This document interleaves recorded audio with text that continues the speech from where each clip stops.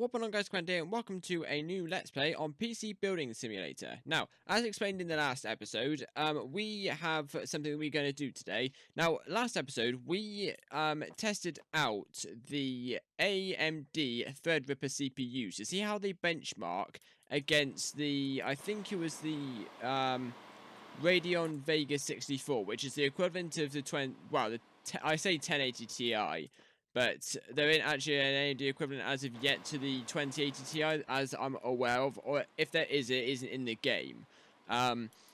So I was trying to make as big a, most expensive build as I possibly could. The AMD is actually a lot more cheaper than the Intel. So here we've got a $7,300 build, and that's got a Threadripper 16-core 1950X. And this one is 8,105, so only like a grand's worth of difference, but it's a difference nonetheless. But it's also, this one has got an i9 7980XE. But what we're going to be doing today is, if I put this one away in my little cabinet, what we're going to be doing today is we're going to be seeing if we can see if the Ryzen 7. We don't change anything in the PC. The only thing we change is we use a Ryzen 7 CPU. And seeing how that benchmarks up against the Threadripper, because that Threadripper got like this build here. This one got, what was it, 17,000 score. Now the Threadripper CPU PC only got what, like 7,000, I think it was. Only got like 7,000 and whatever else. So I want to let's use this one because it's a big case. We can fit more stuff in it. No, actually, no, I don't like that case. I don't like that case. It's a Razer Cosmos, but I'm not a massive fan of it. Literally just want like an ATX case, big case for ATX. But yeah, so I'm going to see how that benchmarks it, and if the Ryzen 7 does a better job. Because I would have thought that Threadripper CPU would have absolutely bossed it. But I was doing some research after the video. I'll use this one. This one looks alright. I was doing some testings after I finished recording, and as I said in the video, the Radeon the Threadripper is more of a server-side CPU for like these big companies who, like, let's say EA and DICE, who have got like a Battlefield 2 and Battlefield 1 massive servers, or Battlefield 5, these big servers. They need things like Threadrippers to like manage everything. Now I hope that at some point in the future, PC Building Simulator implements the Intel Neon processors, because I really want to benchmark those and see if they follow the same pattern as the Ryzen Threadripper. In the sense they're not very good for gaming, but they so hence they'll benchmark lower, or if they will actually benchmark any better. So that I think would be quite interesting to have a look at. But first things first, I need I'm not sure what the socket is for a Ryzen 7. Ryzen 7. It's an AM4 socket. Right, that's fine. That makes my life a little bit easier that I know that. So what we need is we need AM4. Let's go for just a nice, generally nice looking PC. We need one with multi-GPU crossfire. So, I also want one with more than 4 RAM slots, if we can.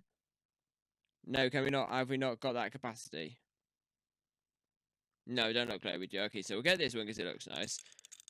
And there we go. Nice, they do it for me. Part of my settings. Right, there we go. So what we'll do is we'll go for the most powerful Ryzen 7. I'm not sure what I'm not too particularly familiar with Ryzen 7s. There's an 8-core there. There's an 8-core. That's 4.3. That's 4.1. So it's more down this end. 4.0, 4.3. That's 3.7.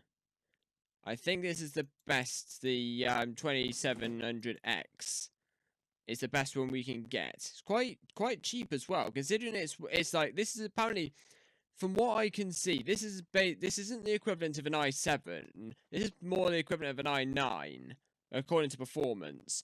Because I don't think you can get, unless it's the 9th gen i7s, you can't actually get i7s that have got 8 cores. I don't think. I might be wrong when I'm saying that. I don't know. But what we'll also do is I'm not going to fully liquid cool this PC just because it's a waste of time. And I haven't got time because I want to try and do something else in this video as well. But I'll explain that in a second. But what I want to do is what I'm going to do, I'm just going to liquid cool this PC with just one of these fans. I'll use, oh, hang on. Do I need to take this top plate off? Aha! Nice. Yeah, so just liquid cool it with this. Just like a standard liquid cooling system. Just like that. Nice. So I'll do it like that, and we'll just have that as just liquid cool. I don't think it should affect the performance too much as far as benchmarking is concerned. It will affect the temperature, but considering I'm going to stick fans all down here, and I'm going to stick a fan at the back here, just to compensate as best as I can. It's also not going to have the same amount of RAM as the last PC did, because the last PC had 16 gigs of RAM in it, but because it had 16 gigs of RAM in it, because it had 16 gigs of, it had, I think it's 64, I think, but that was because, no, I don't know, I can't remember, I think it's 128, maybe. I can't remember how many RAM sticks had in it, but it had 8 RAM sticks in it, but I don't know, all of 16 gigs, so I think that was 28 gigs of RAM, but I'm not entirely sure. This one will only have, what is it, like 16, 32, 64 altogether. So it's only going to have 64 gigabytes of RAM in it, but I can't do too much about that because I need that end of a graphics card. Now, I just want to do a quick test. Can I put, oh yeah, I can put 1080 Ti in it, that's fine. Because I want to try something. Which one's the higher clock? It's this one. Once I've done this bit, now, depending on how long this video goes on for, which I don't think it's going to go on for too long, I'm going to do 2 builds, and those 2 builds basically consist of, this one that I'm doing at the moment, which is, oh, Christ. This one which I'm doing at the moment, which basically consists of me testing out a Ryzen 7 to benchmark it. But my other one that I want to test is basically just to see if you look on the internet, very rarely do you see Intel CPUs with Radeon graphics cards in them, or even, actual fact, Ryzen or AMD CPUs with NVIDIA graphics cards in them. It's always a standard that Intel goes with I've always known it as Intel goes with NVIDIA and AMD goes with Radeon. Now, AMD tends to go with Radeon because they're basically the same company. You get AMD Radeon, it's basically more or less the same company. They may be slightly separate in between each other, but they're more or less the same manufacturer. Intel and NVIDIA aren't, but they are like competition with each other. But what I wanted to try out is to see how benchmarking would go with a Ryzen 7, let's say Ryzen 7, depending on how this one benchmarks, along with 2 2080 Ti's, and the i9-7980XE CPU that I've got in the other PC, and put 2 Radeon RX Vega 64 graphics cards in there, and see how they benchmark in between each other, to see if it actually is the fact that there's any major problem with it, or if it is just that I need to put RGB LEDs in it. I need these 140 ones. Hello. Can I not? Oh, it's because I need to take this off. No, can I not stick fans on it? Okay, so fans won't. Oh no, it's because they're too big. Do I need 120? Yeah, I need 120.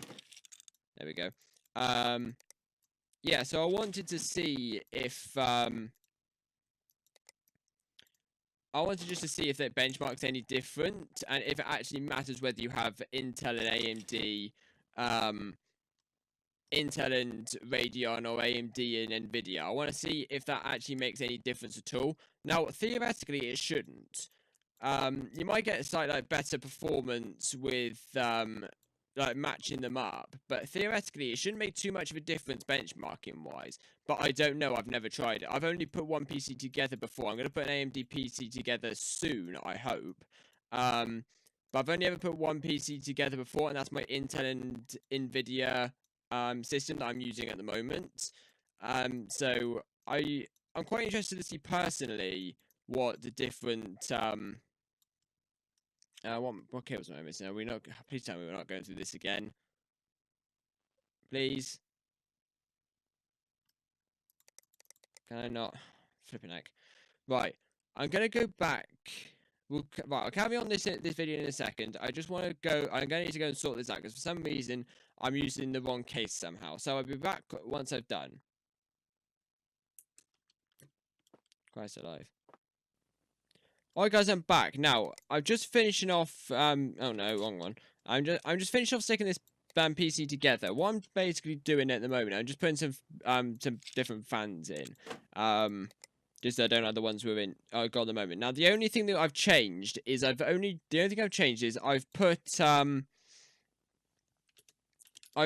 in the a different case. Everything else is exactly the same as it was originally. It should be.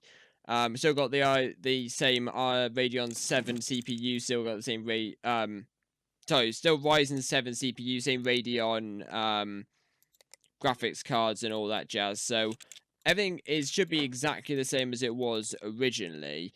I just need to cable these fans back up. I don't know why it does this. Maybe it's why it does what it did last time. Maybe it's because I'm not doing something right. I don't know. But anyway, so let's install no, that's thermal paste, a USB drive, and turn the power on. Oh, that looks quite nice. With the purple fans, the red coming off the Radeon and the blue coming off of the liquid cooler.